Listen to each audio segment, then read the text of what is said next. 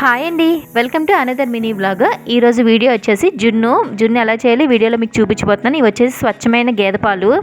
మా చిన్న తీయాలను 1/2 లీటర్ జున్ను పాలు అయితే ఇచ్చారు. ఈ 1/2 లీటర్కి అయితే మనకి 1 లీటర్ వరకు ప్యాకెట్ పాలు అయితే పడతాయి. 1/2 కేజీ బెల్లము, ఇంకా పావు పంచదార, మిరియాలు, శొంఠి, అలాగే యాలకులు 5 రూపీస్. బెల్లం వచ్చేసి మనం ఇలాగ ముందుగా తురుముకోవాలి. ఈ జున్ను అంటే నాకు చాలా ఇష్టము. 2 ఇయర్స్ అయిపోయింది తిని. అప్పుడు మా గేదెలు ఉండేటప్పుడు అసమానం తినేవాళ్ళము, ఇప్పుడు లేవు. ఫస్ట్ వచ్చేసి కొంచెం లావుగా ఉన్న తపాలా తీసుకోవాలి, ఎందుకంటే జున్ను పొంగుతుంది కదా. అందులోని ఫస్ట్ జున్ను పాలు వేసి ఈ ప్యాకెట్ పాలు అయితే వేసుకోవాలి.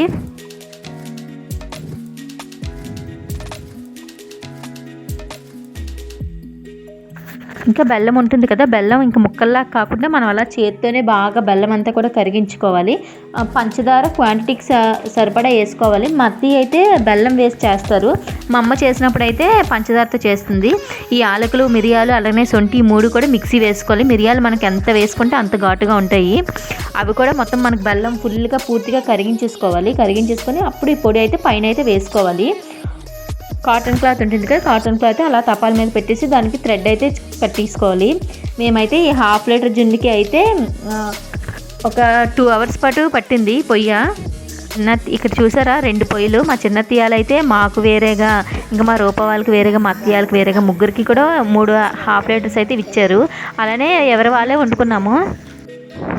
ఇక్కడ జున్ను కూడా అంచనాగే ఒక 2 అవర్స్ పాటు ఉడకాలి. ఆ లోపల వేసారు కదా వాటర్, ఆ వాటర్ పూర్తిగా ఇంకిపోయినంత వరకు కూడా ఉంచుకోవాలి. ముందు మాది మా అత్తయ్యది కూడా కలిపేసి పెట్టేసాము. ఆ తర్వాత అయితే మా రూప వాళ్ళది అయితే పెట్టాము. ఇక్కడ కర్రలు చూసారా, భోగికి అయితే అన్నీ ముందుగా ఏర్పాటు చేసుకుంటున్నాము వేడి నీళ్ళు అవి మరగబెట్టుకోవడానికి.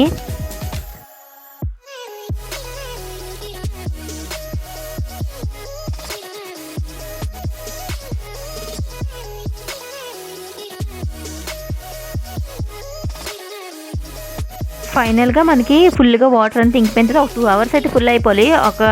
అలానే వాటర్ అయిపోయిన తర్వాత మనం వాటర్ వేసుకోవాలి. ఫైనల్గా జున్ను ఇప్పుడు అలా ఉంది, కానీ తర్వాత గట్టిగా ఉంది.